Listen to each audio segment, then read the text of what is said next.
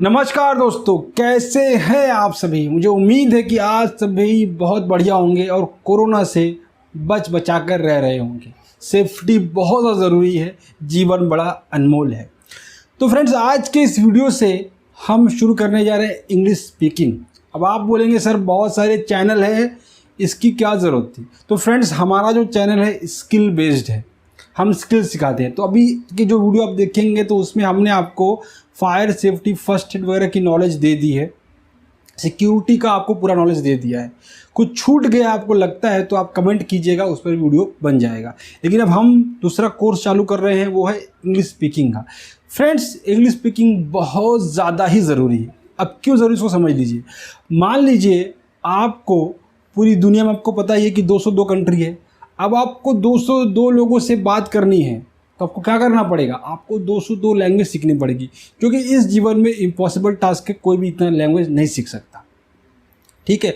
लेकिन एक ऐसी लैंग्वेज सीखी जा सकती है जिसको सबको आती हो, जैसे इंग्लिश हर देश के लोग थोड़ा बहुत जानते हैं। सॉरी, थैंक यू, तुम्हारे इंडिया में अनपढ़ और इलिटरेट लोग भी बोलते हैं।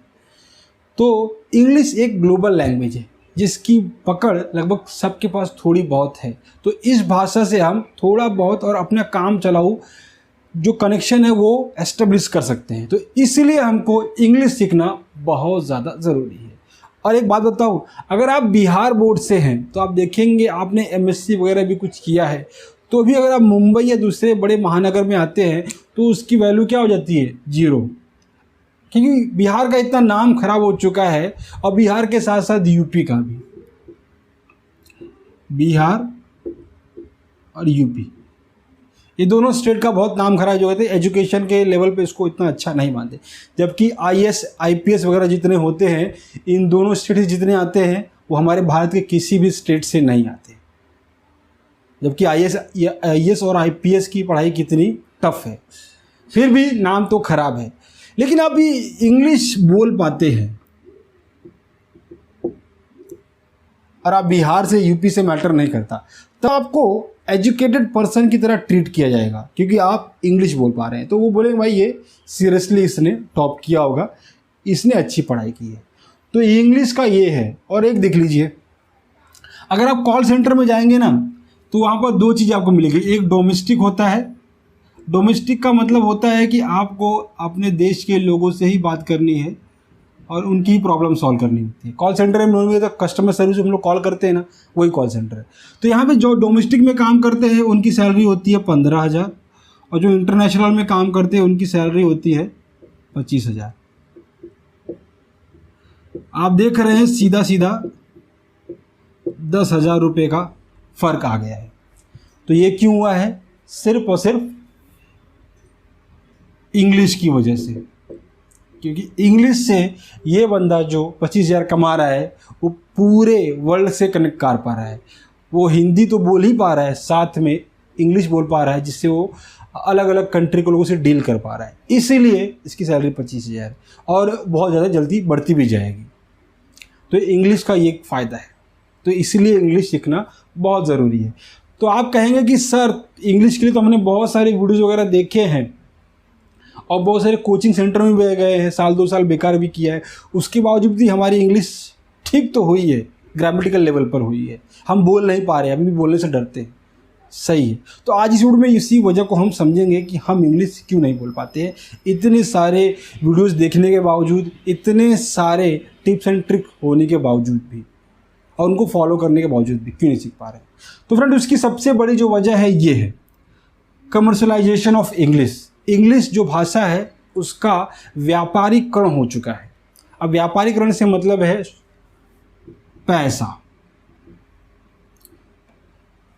इसको कमाई का जरिया बना लिया गया है। अब ये बुरी बात नहीं है, अच्छी बात है, लेकिन इसकी वजह से कुछ प्रॉब्लम्स क्रिएट हो गई हैं जो हमारी तकलीफ को बढ़ा देती हैं। जैसे कि ये प्रॉब्लम्स है। अभी कमर्शलाइजेशन ने जन्म दिया है लेवल को। लेवल में इसको आगे डिस्कस करेंगे। इसने लेवल ने जन्म दिया है ग्रामर वाली प्रॉब्लम को, और ग्रामर वाली प्रॉब्लम ने जन्म दिया है टेंस को, और टेंस वाली प्रॉब्लम ने जन्म दिया है ट्रांसलेशन को। तो आप जब किसी कोचिंग सेंटर में या ऑनलाइन कोई वीडियो क्लासेस वगैरह ज्वाइन करते हैं तो आपसे यही सवाल किया जाएगा कि आपकी लेवल क्या है, आप बिगिनर है, इंटरमीडिएट है या एडवांस है, आप कहाँ से ज्वाइन शुरू करना चाहेंगे। अब एक व्यक्ति से जिसको पूछा जा रहा है कि आपकी इस भाषा में लेवल क्या है, जो उसकी मातृभाषा खुद की भाषा नहीं है, वो कैसे डिसाइड करे। तो वो फ्रेंड्स यहाँ से शुरू करता है। अब बिगिनर लेवल से आप सब शुरू करेंगे तो आपको अधिक पे करना पड़ेगा, ज़्यादा पे करना पड़ेगा, ठीक है। इंटरमीडिएट से शुरू करेंगे थोड़ा कम, या फिर एडवांस लेवल पे तो है, तो फिर ज़रूरत ही क्या है आपको। लेकिन मुझे एक बात बताइए, अगर आपकी भाषा हिंदी भोजपुरी है या फिर मराठी है, तो फिर आप कैसे डिसाइड करेंगे कि आपका लेवल क्या है। उन लोगों के पास जाइए जो इंग्लिश में बहुत फ्लुएंट है, बहुत अच्छा बोलते हैं, आपको अगल बगल कोई ना कोई मिल जाएगा, और जाकर उनसे पूछिए कि आपका लेवल क्या है, आप एडवांस लेवल पर हैं, आप इंटरमीडिएट लेवल पर हैं, या फिर आप बिगिनर लेवल पर हैं। जवाब में आपको मुझे लगता है यही सेंटेंस सुनने पड़ेंगे या सुनने को मिलेगा कि मैं एम गुड इन इंग्लिश, मैं इंग्लिश में अच्छा हूँ, मैं इंग्लिश बोल लेता हूँ। और यही फैक्ट है फ्रेंड्स। एक्चुअली ये जो कॉन्सेप्ट है, ये जो 4 कॉन्सेप्ट एक के बाद एक क्रिएट कर गए हैं, इसको बोलते हैं कमर्शलाइजेशन ऑफ इंग्लिश, व्यापारीकरण इसी को बोलते हैं। इस लेवल के थ्रू क्या होता है, मनी डिसाइड होती है। आप जिस लेवल पे हैं, जितने कम लेवल पे आपको ज़्यादा पे करना पड़ेगा, उतना अधिक आपको पेमेंट करना पड़ता है। और ये बहुत जो कॉन्सेप्ट है बहुत ही पका हुआ है, बोगस है। तो अगर आपको कोई कोचिंग सेंटर वाला या कोई ट्यूटर बोलता है कि आपका लेवल क्या है, तो मतलब वो बोगस है। बोगस इसलिए कि फ्रेंड्स, क्योंकि ये जो कॉन्सेप्ट है एग्जिस्ट ही नहीं करता है। कोई भी व्यक्ति डिसाइड नहीं कर सकता, बोल नहीं सकता, सिवाय इन कोचिंग सेंटर वालों के और ऑनलाइन ट्यूटर्स के, कि मेरा लेवल एडवांस का लेवल है, या मेरा इंटरमीडिएट है, या फिर मेरा बिगिनर है। क्योंकि ये लेवल है एग्जिस्ट नहीं करते फ्रेंड्स। हम काम चलाऊ भाषा बोलते हैं, मॉडिफाइंग लैंग्वेज बोलते हैं। जैसे आप हिंदी की बात कर लीजिए, आप में से कितने लोग श्योर है कि उनको हिंदी अच्छी तरह आती है। अब जो मैं बोल रहा हूँ वो हिंदी है, लेकिन ये हिंदी में देवनागरी हिंदी है। मैं कंप्लीटली शुद्ध भाषा नहीं। अब हिंदी तो बहुत ही टफ लैंग्वेज है, इंग्लिश से भी ज़्यादा टफ लैंग्वेज है, क्योंकि उसमें अगर आपको लगता है कि आपकी हिंदी बहुत अच्छी है, तो मैं आपको प्रश्न कर रहा हूँ कि आपका अभिनाम क्या है। अगर आपको हिंदी लगता है शुद्ध है, तो इसका जवाब मुझे कमेंट बॉक्स में जरूर दीजिएगा। आपका अभिनाम क्या है। आपको अभिनाम का मतलब ही नहीं समझा होगा, समझा है तो कमेंट बॉक्स में उत्तर दीजिएगा। तो हिंदी भी अगर कोई बोलता है, या फिर अपनी मराठी या कोई भी लैंग्वेज, बिहारी या फिर भोजपुरी बोलता है, तो उसमें भी उसको श्योर नहीं है कि उसका लेवल क्या है। और इसमें उसकी कोई गलती नहीं है, क्योंकि हम इसमें कभी ध्यान नहीं दिया, और इस पर ध्यान देना भी ज़रूरी नहीं है। क्योंकि हम जो भाषा बोल पा रहे हैं, जब जो मैं आपको लैंग्वेज बोल पा रहा हूँ हिंदी में, ये आपको समझ में आ रही है और आप मुझे समझ पा रहे हैं, इतना काफ़ी है। और अभी ये जो मैं अभी 29 ईयर्स का हो गया हूँ, यही भाषा में बोलते आ रहा हूँ, तो उससे मुझे कोई फ़र्क नहीं पड़ता। अब मैंने देखिए, हिंदी के अलावा मुझे इंग्लिश भी आती है, मराठी भी आती है, हैदराबादी भी मैंने सीखी है, और भोजपुरी मेरी खुद का, क्योंकि उत्तर प्रदेश से बिलोंग करता हूँ, तो मुझे भोजपुरी वगैरह आती है। मैंने 5 लैंग्वेज सीखी है, लेकिन कहीं भी मुझे ये, अगर आज मुझसे पूछेंगे सर आपका लेवल क्या है, तो मुझे नहीं बोल पाऊँगा। मैं मराठी अच्छी बोल लेता हूँ, मैं हिंदी भी अच्छी बोलता हूँ, मैं इंग्लिश भी अच्छी बोल लेता हूँ, फिर हैदराबादी भी अच्छी बोलता हूँ, और भोजपुरी भी अच्छी बोल लेता हूँ। बस मैं आपको यही उत्तर दे पाऊँगा, और कोई भी यही उत्तर देगा। तो ये बोगस कॉन्सेप्ट को आपको नेग्लेक्ट करना होगा। अगर ऐसा कोई बोलता है तो इसको आपको साइड में करना होगा। उसके बाद ये इस बोगस कॉन्सेप्ट से एक कॉन्सेप्ट आता है ग्रामर का। अब ग्रामर में आपको नाउन, प्रोनाउन, संज्ञा, सर्वनाम, प्रीपोजिशन, कंजक्शन, कॉन्ट्रास्ट वगैरह पता नहीं क्या क्या सिखाएंगे, ठीक है। ये इस बोगस कॉन्सेप्ट का जन्म होता है, फिर इसमें आदमी उलझ जाता है। इसके बाद ये ग्रामर जो होता है ना, घूम फिर कर आता है टेंस पर। अब टेंस 3 प्रकार के हैं, प्रेजेंट टेंस है, पास्ट टेंस है, और उसके बाद फ्यूचर टेंस है। अब इस टेंस के अंदर भी 4 टेंस है।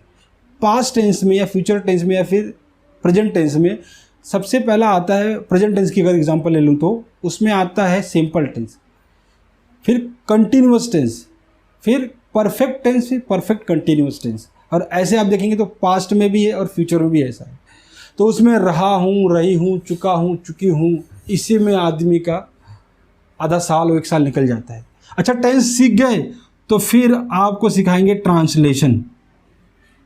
ट्रांसलेशन फ्रेंड्स, ट्रांसलेशन ठीक है, ये ग्रामेटिकल लेवल पर ठीक है, लेकिन आप ये इस कॉन्सेप्ट फॉलो करके आप इंग्लिश नहीं सीख सकते। तो इस कॉन्सेप्ट को आपको भूलना होगा।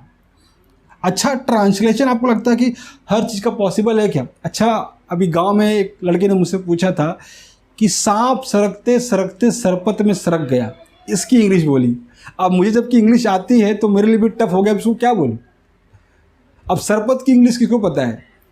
हाँ, वैसे तो इसका ट्रांसलेशन पॉसिबल है कि स्नैक स्निकिंग, स्निकिंग का मतलब था सरकते सरकते जाना, तो स्नेक स्निकिंग, लेकिन मुझे बाद में पता चला। लेकिन ये जो वर्ड्स थे यूजफुल नहीं है हमारे लिए, तो इसलिए बोल पाना ट्रांसलेशन का बड़ा मुश्किल है। अब देखिए, जैसे मैं कहूँगा कि मुझे कोई चीज़ हम लोग जो बहुत हमारे लिए ईजी होती है उसके लिए बोलते हैं हमारे ये बाएं हाथ का खेल है, तो उसको क्या बोलेंगे? It is my left hand play. नहीं, इसके लिए इंग्लिश में एक शब्द है, it is a piece of cake for मी।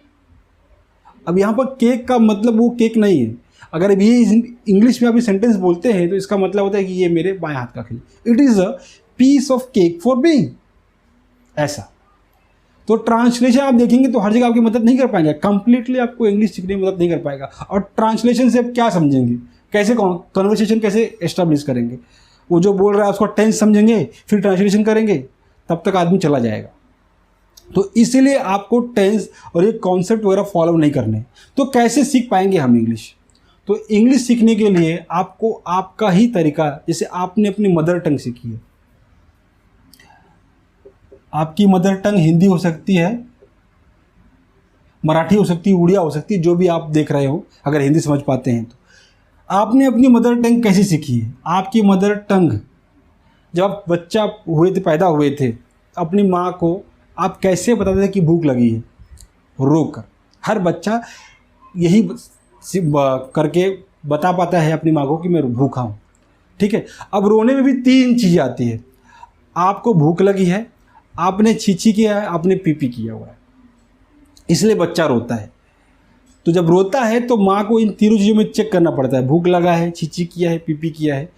तो ये यहाँ से शुरुआत होती है कम्युनिकेशन की। अब ये सांकेतिक भाषा से आप शुरुआत करते हैं अपनी दुनिया को समझाने का। फिर आप जैसे ही थोड़ा से बड़े होते हैं, फिर आपको आपके जो नेबर्स है, आपके प्यारे लोग हैं, बुआ, चाचा, मामा, काकी, पापा, आपको फोर्स करते हैं, पापा बोलो, मम्मी बोलो, बुआ बोलो, दीदी बोलो।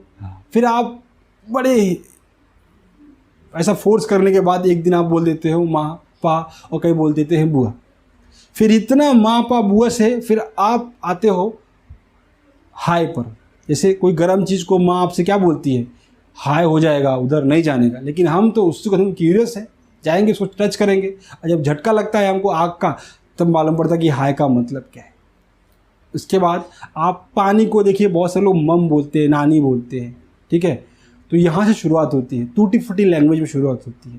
तो आप डिसाइड कर पाएंगे इस बच्चे का लेवल क्या है, बिगिनर है या एडवांस या इंटरमीडिएट है? नहीं, इसको जज करने की कोई ज़रूरत नहीं। बाद में यही बच्चा जब से 3 या 3.5 साल का होता है तो आप देखेंगे वो जो अगल बगल के लोग उसकी लैंग्वेज बोल रहे हैं। अगर उड़िया बोलते हैं तो बच्चा उड़िया बोलने लगेगा, हिंदी बोलते तो हिंदी बोले, मराठी बोलते तो मराठी बोलने, अगर इंग्लिश बोलते हैं तो इंग्लिश ही बोलने लगेगा। क्या इस बच्चे ने कहीं भी इस कॉन्सेप्ट में से कुछ सीखा?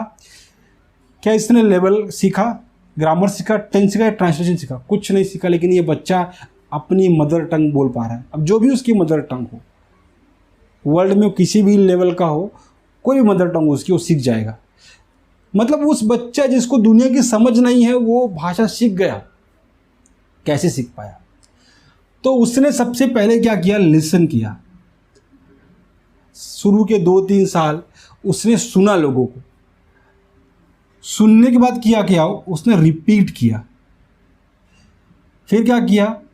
फिर अगेन रिपीट किया, ठीक है। शुरुआत में जो चीज़ें टूटी फूटी थी, इतनी क्लियर नहीं थी, लेकिन ये रिपीट कैसा था? विथ इमोशन था। ये बहुत इंपॉर्टेंट है, विथ इमोशन, ठीक है। तो ये रिपीट का था विथ इमोशन। तो इस तरह से आप अपनी मदर टंग को सीख गए। इसी तरह आप दुनिया की कोई भी भाषा सीख सकते हैं। आपको क्या करना है? आपको करना है लिसन, आपको करना है repeat, again repeat with emotion. आप जब रिपीट करेंगे तो विथ इमोशन होना चाहिए। जैसे अगर आप बोल रहे हैं कि ये मेरे बाएं हाथ का खेल है, तो आपको वैसा इमोशन लाना है। तो इमोशन से आपका माइंड ऑलरेडी वो सारे वर्ड्स पकड़ लेगा। जैसे it is a piece of cake for me, why are you shouting? गुस्सा, आई एम हैप्पी नाउ। देखिए कितना, मतलब ये इसमें इमोशन आ रहे हैं।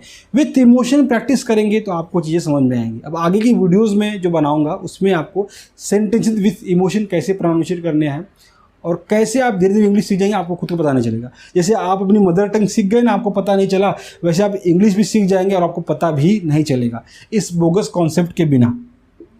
और आपको मैं 1 रुपये चार्ज भी नहीं करूँगा, आपको कोई मेरा कोर्स वगैरह लेने की ज़रूरत नहीं है, मैं ऐसे कोर्स वगैरह बनाता भी नहीं हूँ, मैं फ्री चीज़ें आपको दे रहा हूँ। तो आगे वाले वीडियोज़ में देखेंगे। तो आज हमने यही सीखा कि ये बोगस कॉन्सेप्ट है और यही रियल कॉन्सेप्ट है जिससे दुनिया का हर व्यक्ति सीखता है। हैदराबादी मेरी लैंग्वेज नहीं है, ना मैं हैदराबाद कभी गया हूँ, लेकिन हैदराबादी मैंने फिल्में देख देख कर सीख गया है, हैदराबादी मूवीज़ वगैरह देख कर मैं सीख गया। मराठी मैं महाराष्ट्र में रहता हूँ इसलिए मैं सीख पाया, इसके लिए मैंने कोई ग्रामर वगैरह का कोई हेल्प नहीं ली है, ठीक है। भोजपुरी मेरी मदर टंग है, मेरे अगल बगल के लोग बचपन से ही भोजपुरी बोलते थे, मैंने बोलते बोलते सीख गया। हिंदी अगल बगल के लोग बोलते थे इसलिए सीख गया। तो इसलिए बहुत ज़रूरी है आपको लिसन करना है, रिपीट करना है, अगेन रिपीट करना है, और जब रिपीट करेंगे तो विथ इमोशन, यही तरीका है। इसको कैसे करना है आगे वीडियो हम देखते जाएंगे। तो मुझे उम्मीद है आपको आज का वीडियो पसंद आया होगा। वीडियो पसंद आया है तो लाइक कर दे, चैनल पर नए हैं तो सब्सक्राइब कर दे और बेल आइकन को जरूर हिट करें। मिलते हैं नेक्स्ट वीडियो में, तब तक के लिए जय हिंद।